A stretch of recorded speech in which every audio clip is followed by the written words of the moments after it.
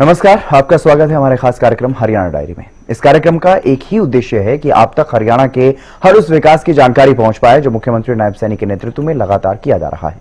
तो बने रहिए हमारे साथ और देखते रहिए हमारा खास कार्यक्रम हरियाणा डायरी।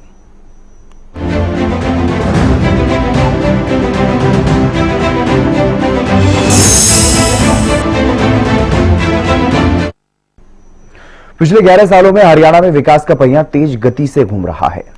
हर क्षेत्र में हरियाणा का विकास हो रहा है और ऐसे में हरियाणा सरकार ने भविष्य को ध्यान में रखते हुए भी रणनीति बनाई है और डिपार्टमेंट ऑफ फ्यूचर बनाने का ऐलान मुख्यमंत्री नायब सैनी ने किया है। क्या है डिपार्टमेंट ऑफ फ्यूचर और क्यों यह हरियाणा के भविष्य के लिए बेहतर है, दिखाते हैं आपको। अब भविष्य की उड़ान भरेगा हरियाणा। भविष्य को ध्यान में रखकर योजनाएं बनाती सरकार। डिपार्टमेंट ऑफ फ्यूचर से भविष्य में आएगा बड़ा बदलाव।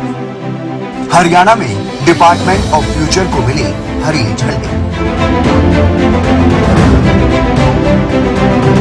हरियाणा इस समय चौतरफा विकास की राह पर दौड़ रहा है।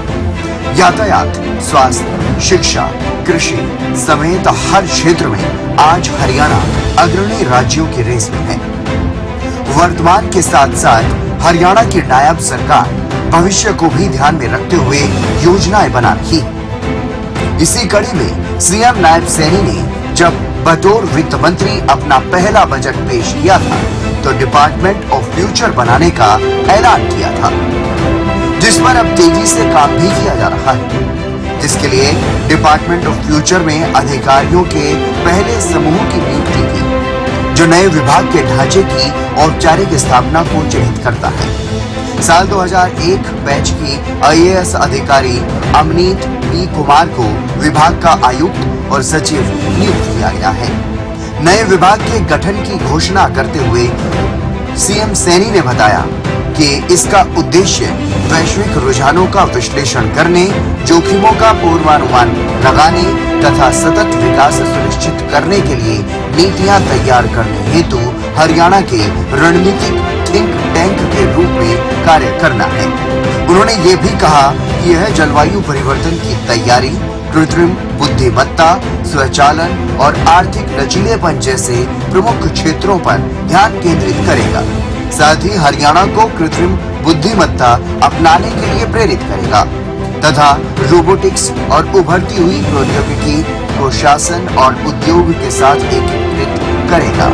विभाग से अपेक्षा की जाती है कि वो भविष्य के परिदृश्यों के लिए नीति तैयार करने, दूरदर्शी अनुसंधान करने और शासन में भविष्योन्मुखी सोच को एकीकृत करने के लिए अन्य विभागों के साथ समन्वय करने के लिए विभिन्न क्षेत्रों में काम करेगा। हाल ही में हुई हरियाणा कैबिनेट की बैठक में डिपार्टमेंट ऑफ फ्यूचर को आधिकारिक तौर पर मंजूरी दे दी गई है। सीएम नायब सैनी ने जानकारी देते हुए बताया कि हरियाणा में सतत और समावेशी विकास को बढ़ावा देने के लिए दूरदर्शी पद्धतियों को एकीकृत करते हुए सहयोगात्मक अन्वेषण और रणनीतिक योजना को सुविधाजनक बनाना डिपार्टमेंट ऑफ फ्यूचर का लक्ष्य है।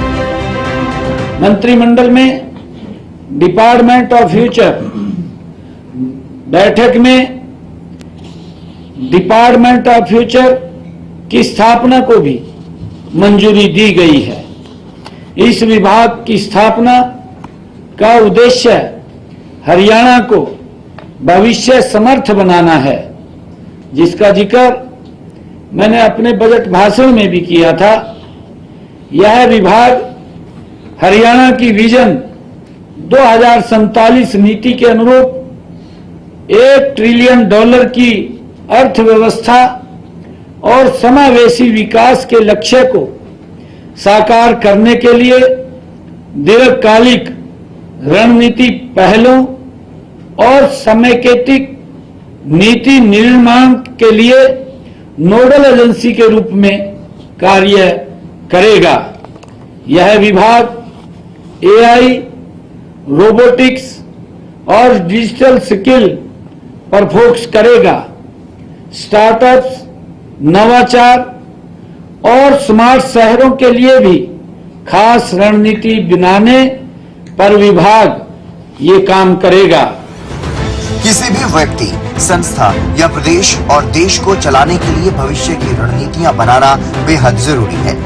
भविष्य के लक्ष्य होंगे तो उस पर एक रणनीति के अनुसार तेजी से काम भी होगा। डिपार्टमेंट ऑफ फ्यूचर प्रतिक्रियात्मक नीति निर्माण के बजाय सक्रिय शासन के प्रति हरियाणा की प्रतिबद्धता को दर्शाता है। इसका लक्ष्य चुनौतियों का संकट बनने से पहले ही अनुमान लगाना और अवसरों को उनके हाथ से निकल जाने से पहले ही पकड़ लेना है। आज के समय में सिंगापुर, फिनलैंड और संयुक्त अरब अमीरात समेत कई देशों ने भविष्य की योजना और परिदृश्यों पर केंद्रित समान सरकारी निकाय स्थापित किए हैं। हरियाणा भारतीय राज्यों में इस दृष्टिकोण में अग्रणी होगा, क्योंकि हरियाणा अपने आप में भारत का इकलौता राज्य है जिसने अपने लक्ष्यों को हासिल करने के लिए डिपार्टमेंट ऑफ फ्यूचर के नाम से एक विभाग बनाया है।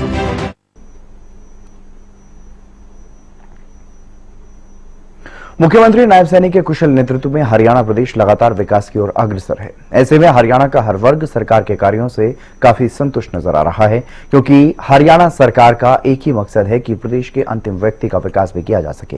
फिलहाल हमारे खास कार्यक्रम हरियाणा डायरी में आज के लिए बस इतना ही। आप देखते रहिए हरियाणा न्यूज।